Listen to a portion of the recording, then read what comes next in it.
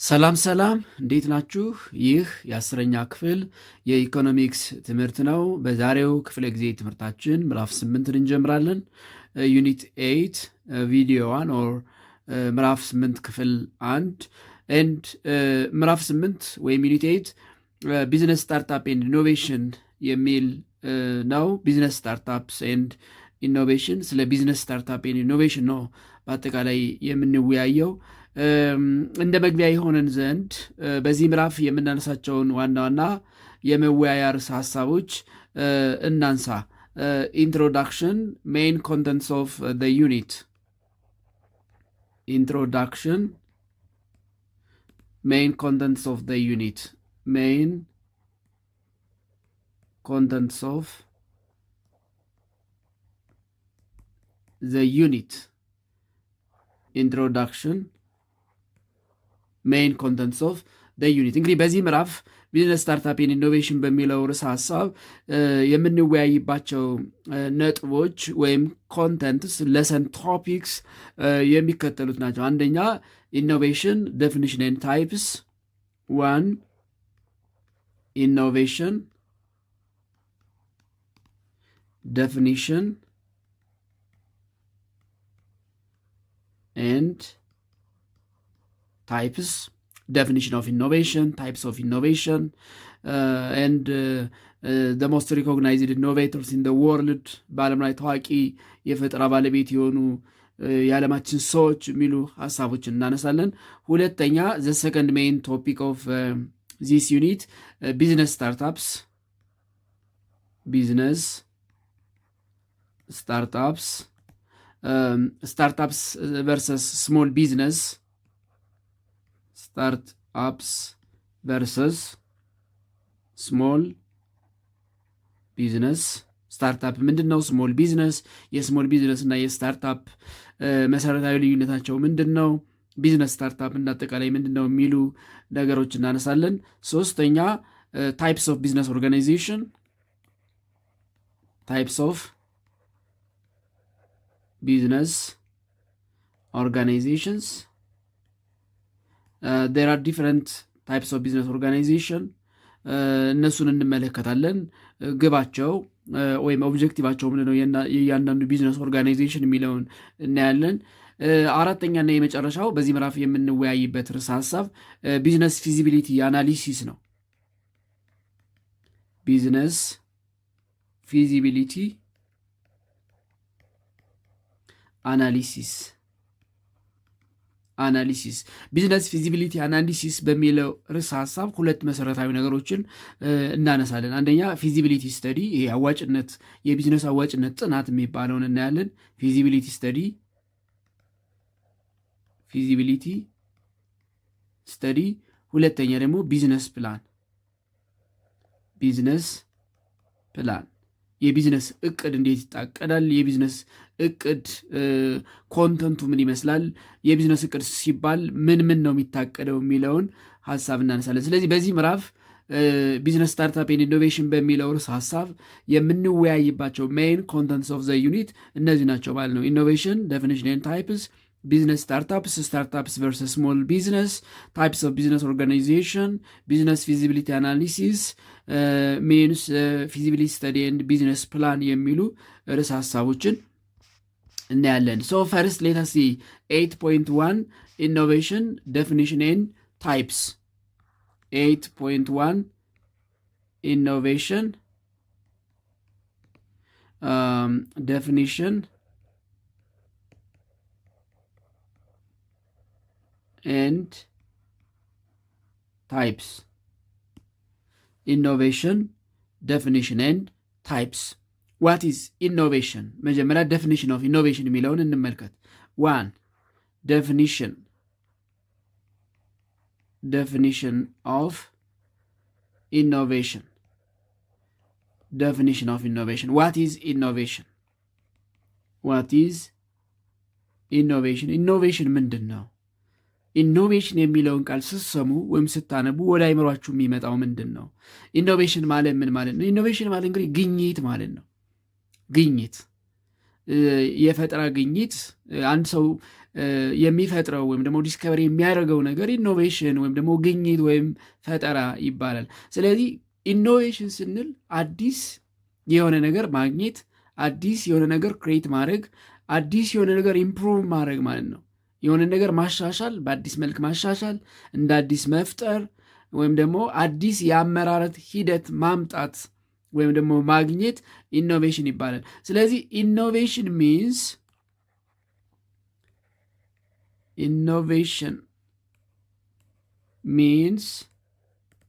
one, a new or improved product, a new or improved product or process that differs significantly from the unit's previously products or process that differ significantly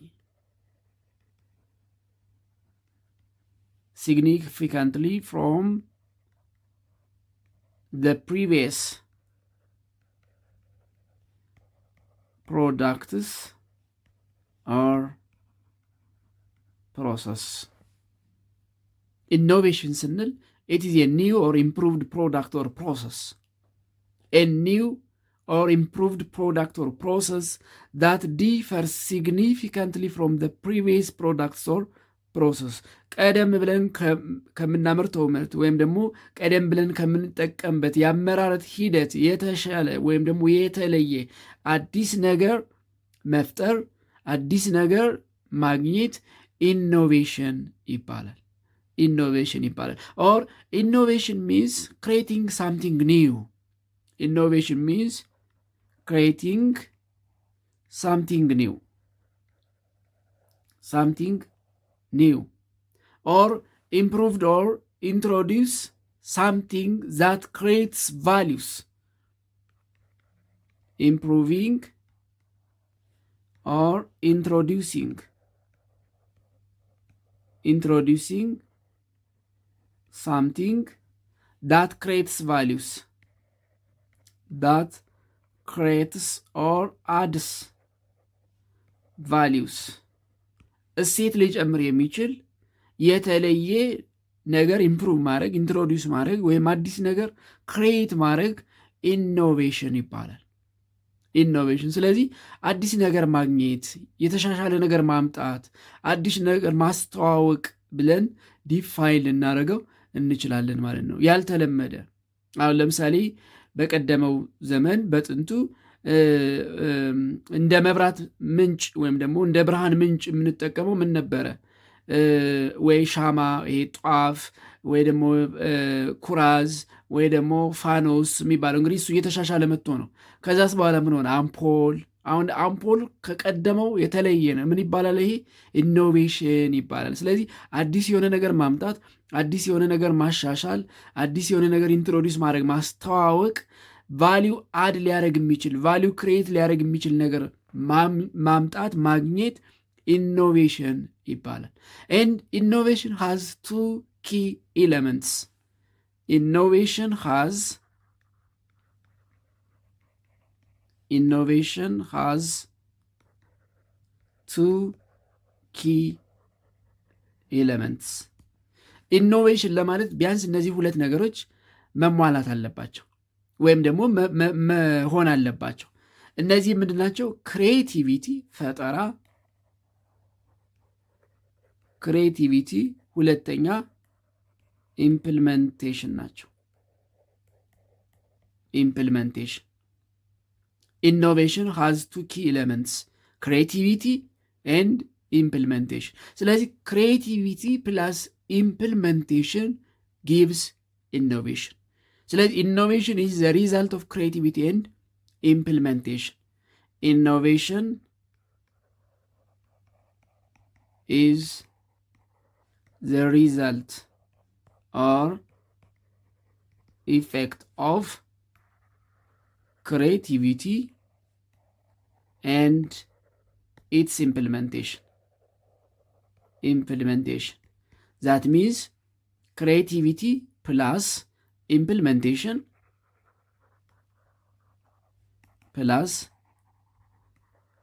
ኢምፕሊሜንቴሽን ጊቭስ ኢኖቬሽን። ስለዚህ ኢኖቬሽን it is the result of the combination of creativity and its implementation። የሆነ ነገር ክሬት አድርገን እሱን ኢምፕሊመንት ስናደርገው ተግባራዊ ስናደርገው የምናገኘው አዲስ ነገር፣ የምናሳየው አዲስ ነገር፣ የምናሻሽለው አዲስ ነገር ኢኖቬሽን ይባላል ማለት። ስለዚህ ኢኖቬሽን ባጭሩ it is the result or the effect of creativity plus implementation. When we implement our creativity and introduce something new or improve something new, we call it innovation እንለዋለን ማለት ነው። ስለዚህ ኢኖቬሽን ክሬቲቪቲ ፕላስ ኢምፕሊሜንቴሽን ነው። ፈጠራ ሲደመር ተግባር ምን ይሰጣል? ኢኖቬሽን ግኝትን ይሰጣል። ፈጠራ ሲደመር ተግባር ምን ይሰጣል? አዲስ ግኝት ወይም ኢኖቬሽን፣ አዲስ ግኝት። ስለዚህ ኢኖቬሽን ማለት የክሬቲቪቲ እና የኢምፕሊሜንቴሽን ውጤት ነው ማለት ነው።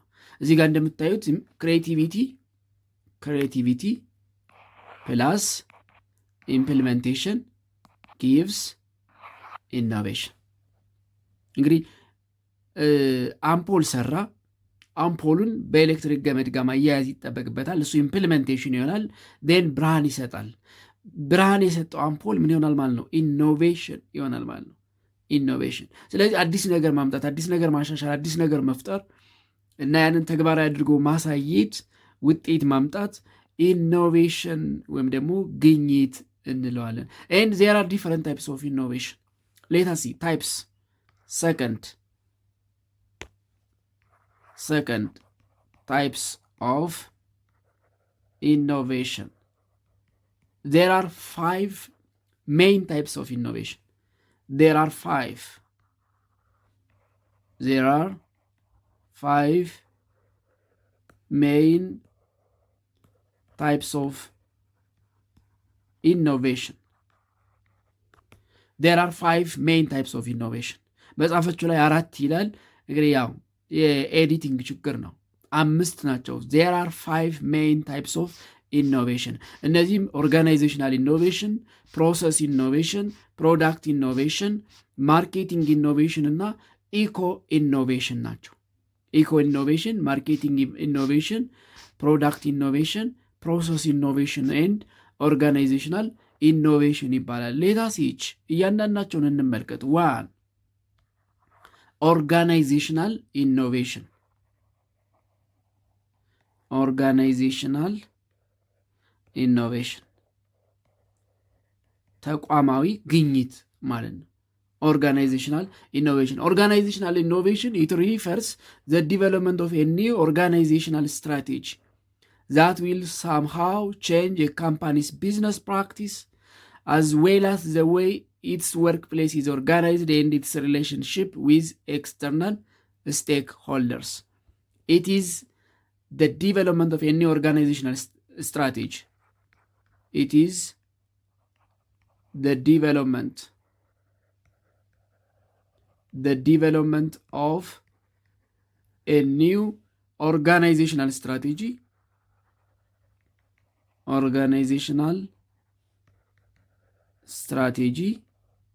that will somehow change 1 the company's business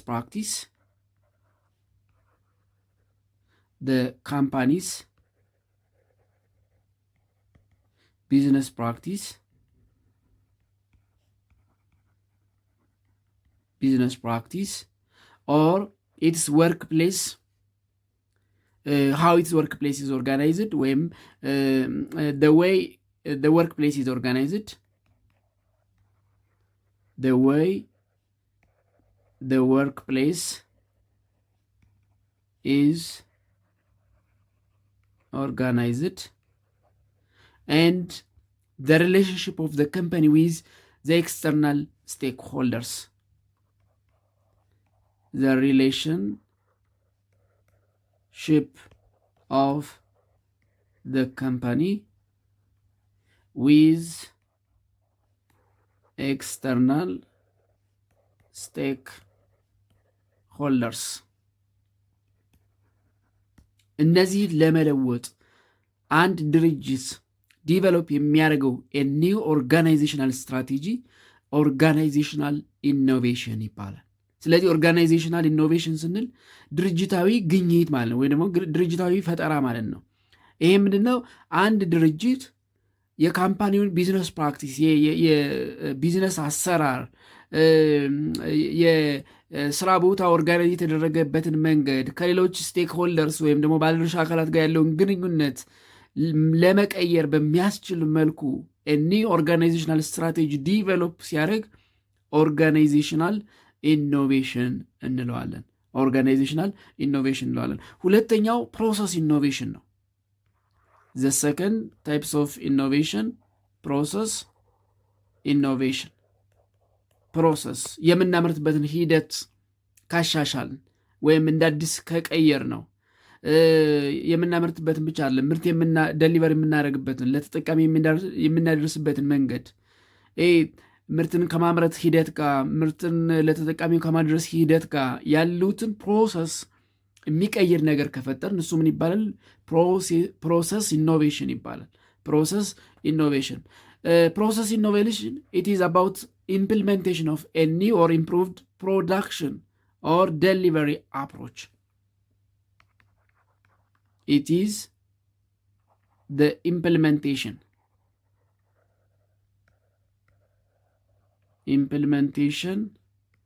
of a new or improved production or delivery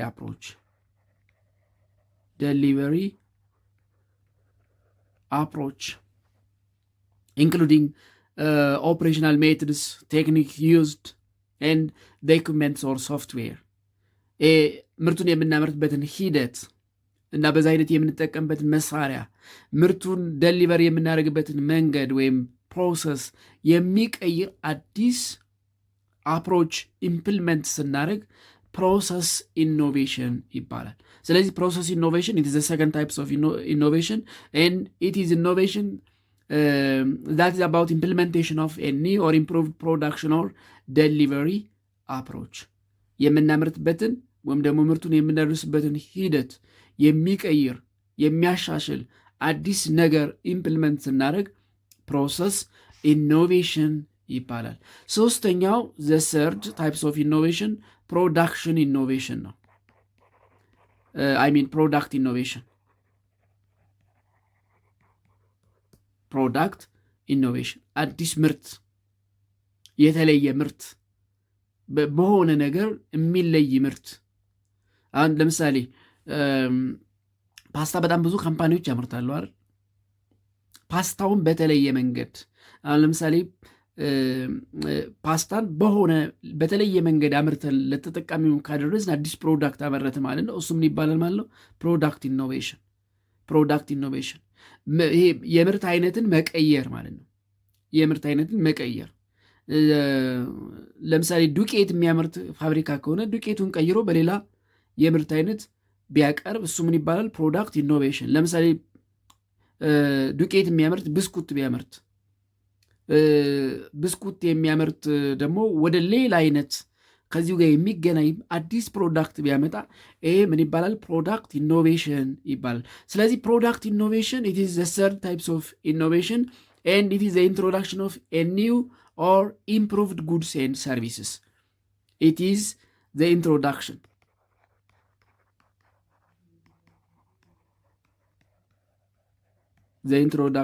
of a new or improved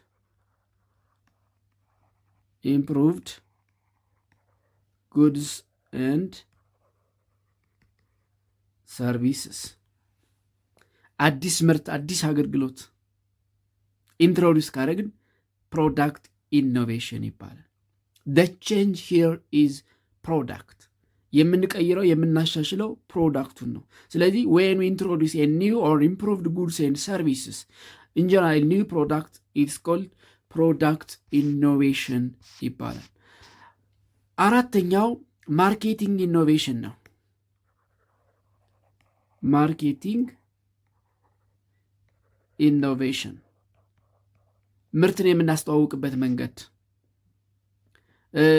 ምርቱን ለገበያ የምናቀርብበት መንገድ አዲስ እንግዲህ ያልነበረ ቀድሞ ከነበረው የተለየ ከሆነ ማርኬቲንግ ኢኖቬሽን ይባላል።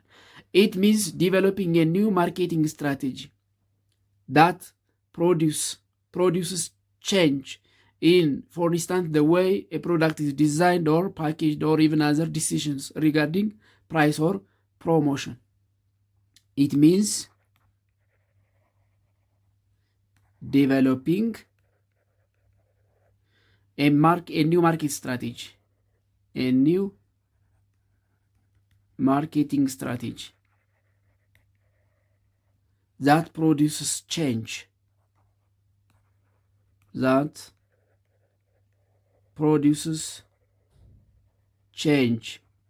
in, for instance, product design,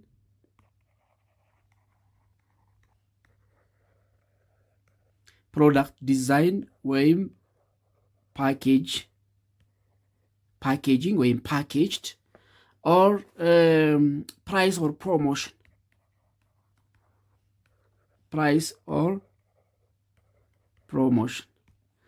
በፕራይስ በፕሮሞሽን በፕሮዳክት ዲዛይን ወይም በፓኬጅ የተለየ ነገር የሚያመጣ ኒው ማርኬቲንግ ስትራቴጂ ዲቨሎፕ ካረግ እሱ ምን ይባላል? ማርኬቲንግ ኢኖቬሽን ይባላል።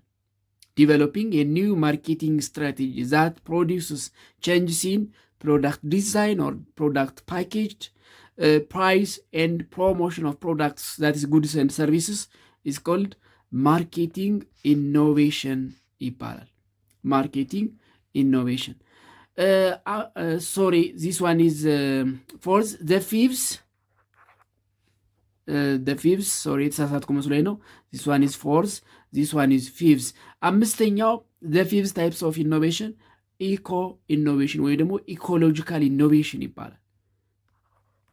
ኢኮ ኢኖቬሽን ወይም ኢኮሎጂካል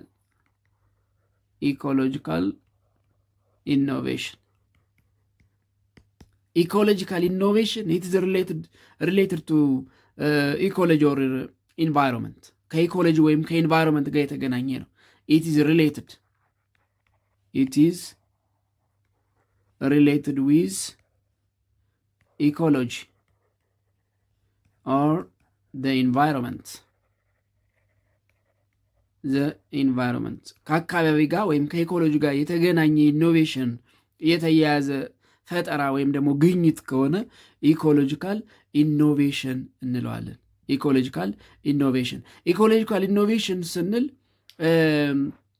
it means innovation one that reduces the impacts of our production modes on the environment. It is innovation that one reducing the impacts of our production modes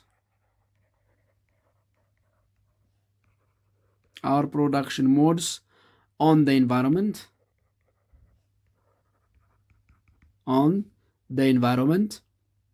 or it is innovation that it promotes sustainability through the product's entire life cycle, that promotes sustainability throughout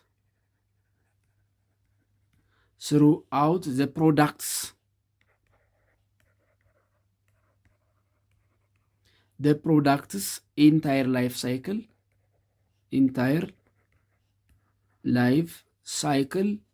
or it is innovation that helps to address challenges, environmental challenge like climate change, resource scarcity, and loss of biodiversity. It is innovation that helps to address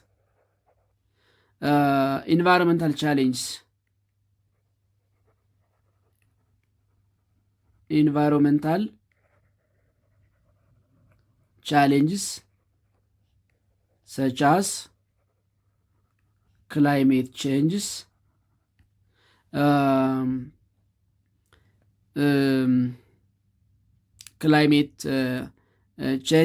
resource scarcity,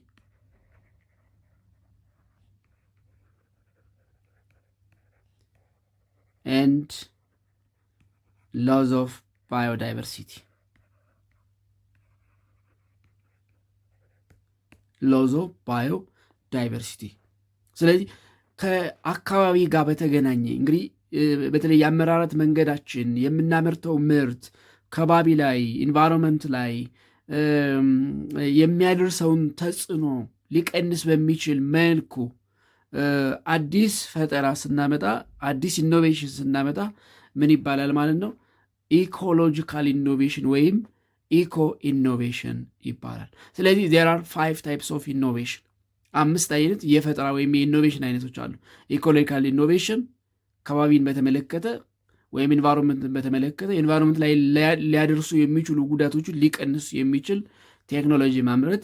ማርኬቲንግ ኢኖቬሽን ከገበያ ጋር በተገናኘ ወይም ደግሞ ከፕራይስ፣ ከፕሮሞሽን፣ ከፕሮዳክት ዲዛይን ወይም ፓኬጅ ጋር በተገናኘ አዲስ ማርኬቲንግ ስትራቴጂ ዲቨሎፕ ስናደርግ። ፕሮዳክት ኢኖቬሽን አዲስ ምርት ማምረት ወይም የተለየ ምርት ማምረት ስንችል። ፕሮሰስ ኢኖቬሽን የምናመርትበትን ሂደት በተሻሻለ መልኩ ስናስገኘው ወይም ስናመጣው እና ኦርጋናይዜሽናል ኢኖቬሽን ኒው ኦርጋናይዜሽናል ስትራቴጂ ዲቨሎፕ ስናደርግ ኦርጋናይዜሽናል ኢኖቬሽን እንለዋለን ማለት ነው። ስለዚህ ዜር አር 5 ታይፕስ ኦፍ ኢኖቬሽን: ኦርጋናይዜሽናል ኢኖቬሽን፣ ፕሮሰስ ኢኖቬሽን፣ ፕሮዳክት ኢኖቬሽን፣ ማርኬቲንግ ኢኖቬሽን ኤንድ ኢኮሎጂካል ኢኖቬሽን። ሌላው እዚህ ጋር የምናነሳው ኢኖቬሽን ሁልጊዜ ክሪኤቲቭ ላይሆን ይችላል። ሳምታይምስ ኢትስ ዲስትራክቲቭ። አንዳንዴ ነገሮችን ያቀላል ብለን የፈጠርነው ነገር ዲስትራክቲቭ ሊሆን ይችላል። ስለዚህ ኢኖቬሽን ካን ቢ ዲስትራክቲቭ ኤንድ ክሪኤቲቭ።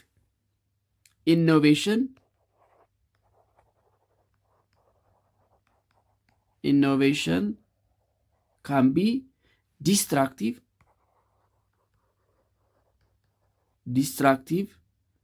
ኤንድ ክሪኤቲቭ። ሳምታይምስ ሞስትሊ አስበን የምንፈጥረው ክሪኤቲቭ እንዲሆን ነው፣ የተለየ ነገር እንዲያመጣ ነው፣ የተሻሻለ ነገር እንዲያመጣ ነው፣ የነበረውን እንዲያሻሽል ነው። ምናልባት ጉዳቱ ከፍ ያለ ከሆነ ጉዳቱን የሚቀንስ ነገር ነው። ግን አንዳንዴ ደግሞ የፈጠርነው ነገር ሞስት ዲስትራክቲቭ ሊሆን ይችላል። ለምሳሌ በትንሹ ኒውክሌር ኢነርጂን መጠቀም ማንሳት እንችላለን። ለምሳሌ ኒውክሌር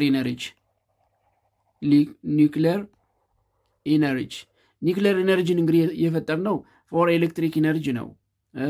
ፎር ፕሮቫይዲንግ ኤሌክትሪክ ኢነርጂ። አሁን ኒውክሌር ኢነርጂ ምን ሆኗል? ዲስትራክቲቭ ዊፐን። ይሄ የኒውክሌር ዋር ምንድነው? ዊፐን፣ የኒውክሌር የጦር መሳሪያ እንድንፈጥር አድርጎናል አይደል? ኒውክሌር ኢነርጂ ናው ኢት ኮዝስ the innovation of nuclear weapons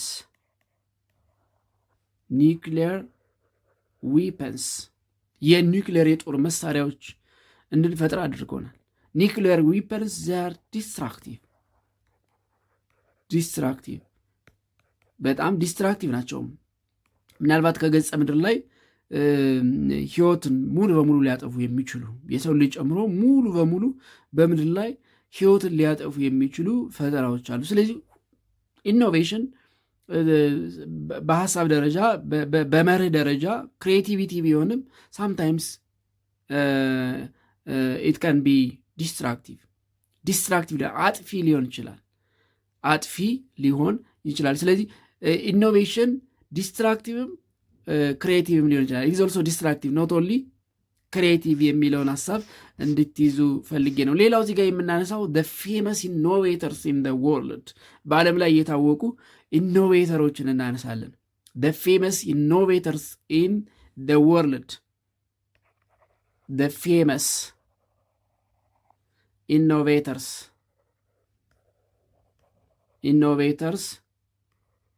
and their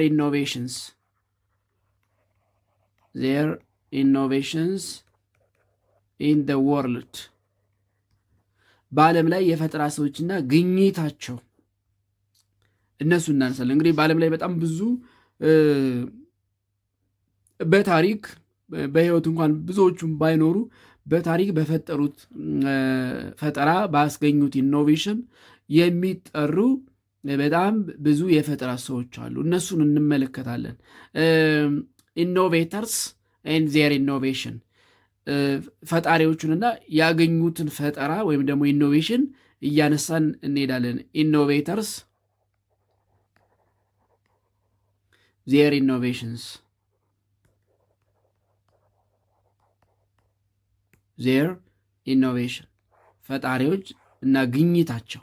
ለምሳሌ ስቲቭ ጆብስ ስቲቭ ጆብ አንደኛው ስቲቭ ጆብ ነው። የስቲቭ ጆብ ኢኖቬሽን ምንድን ነው ካል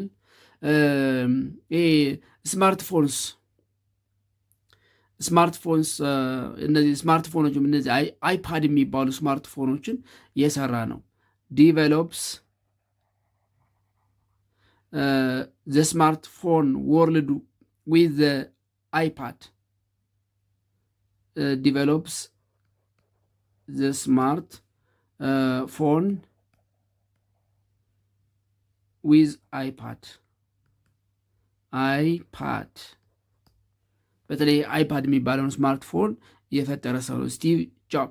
ስለዚህ ስቲቭ ጆብ አንደኛው የዓለማችን ኢኖቬተር ሲሆን ያገኘው ኢኖቬሽን ስማርትፎን ዊዝ አይፓድ ነው። ሁለተኛ ሰከንድ ወርልድ ዋይድ ኖን ኢኖቬተር ኦር ፌመስ ኢኖቬተር ሜሪ ኩሪ ነው።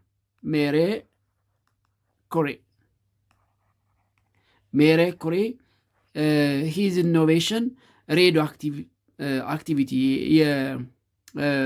ሬዲዮ እንዲሰራ ያደረገው እሱ ነው። ሂ ሜድ ግሬት ሪሰርች ኦን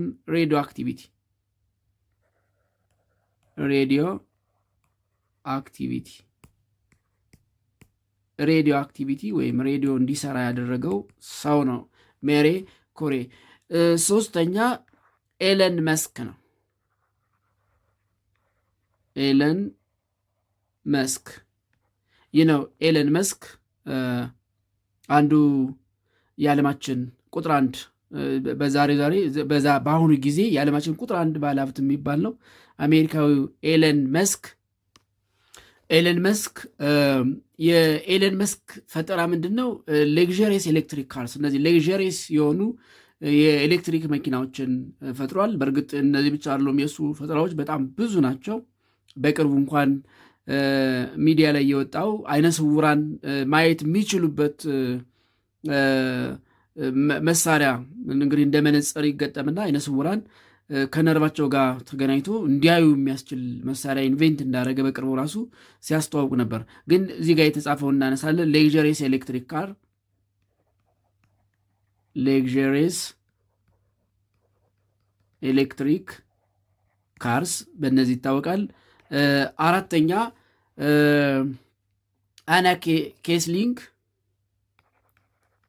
አና ኬስሊንግ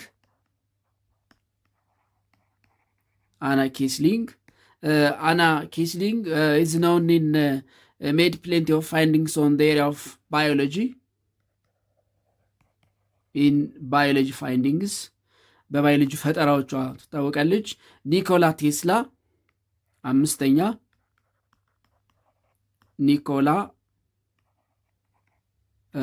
ቴስላ ኒኮላ ቴስላ ያው ቴስላ በሚለው የብራንድ መኪና የሚታወቃል። ኦፍኮርስ ይሄ ምርት ዛሬ የኤለን መስክ ድርጅት የሚያመርተው መኪና ቢሆንም ሀሳቡ ግን የኒኮላ ቴስላ ስለሆነ ለስሙ መታሰቢያነት እንግዲህ የቴስላ መኪናን ማንሳት እንችላለን። ስለዚህ የእሱ ፈጠራ ፕሮዳክሽን ትራንስሚሽን ኤንድ አፕሊኬሽን ኦፍ ኤሌክትሪክ ፓወር ፕሮዳክሽን ትራንስሚሽን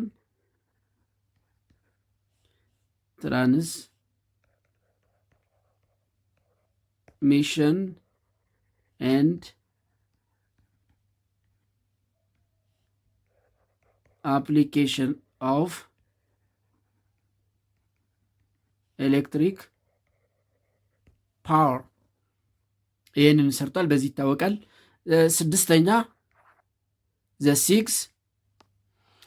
ስድስተኛ አማንዳ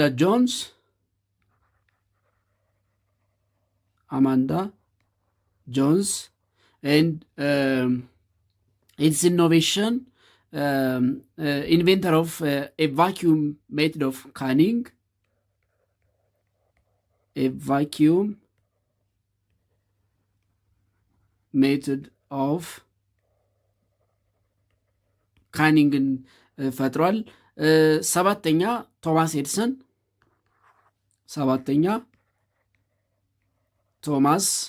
ኤዲሰን እንግዲህ ቶማስ ኤዲሰን ዛሬ የምንጠቀምበትን አምፖል የፈጠረ ሰው ነው። ስለዚህ ኢንቬንተር ኦፍ ኤሌክትሪክ ላይት በልብ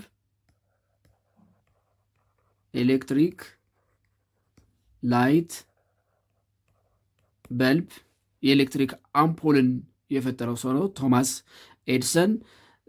ስምንተኛ ኤዝ ኢኖቬተር ግሬስ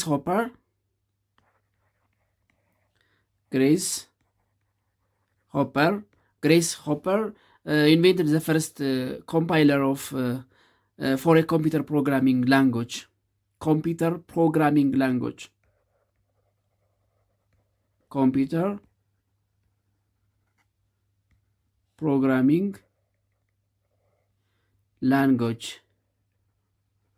የመጀመሪያውን the first compiler for computer programming language የፈጠረ ሰው ነው ግሬስ ሆፐር። ዘጠነኛ ሊዮናርዶ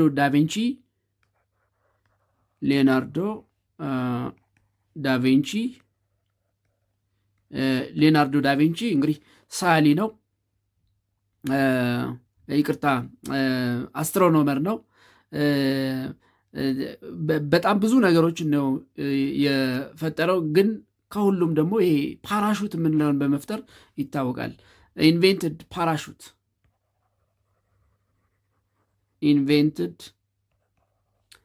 ፓራሹት እንግዲህ ከአየር ላይ ሰዎች የሚወርዱበት ፓራሹት የምንለው ይሄ ሰዎች የሚንሳፈፉበት እና ወደ ምድር የሚወርዱበት የሰራው ሊዮናርዶ ዳቪንቺ ነው። ስለዚህ ሂ ኢዝ ኖውን ባይ ኢንቬንቲንግ ፓራሹት። አስረኛ ዘ ኢዝ ኖውን ኢኖቬተር ኦፍ ዘ ወርልድ ጆሴፍ ኮክሬን ነው።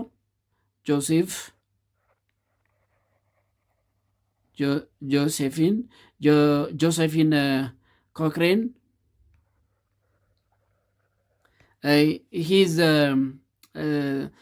he invented the first mechanical dishwasher. ይሄ አሁን ለምሳሌ መኪኖች የፊት መስታወት ለመጥረግ የሚጠቀሙበት አይነት ዲሽ ዋሸር የመጀመሪያውን የፈጠረው እሱ ነው። ኢንቬንትድ ዘ ፈርስት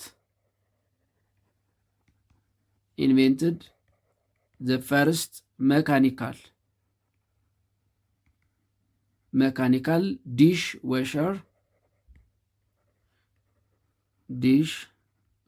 በዚህ ይታወቃል።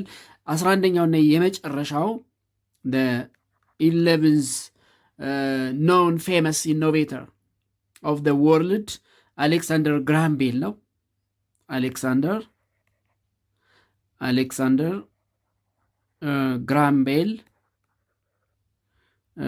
ግራሃም ቤል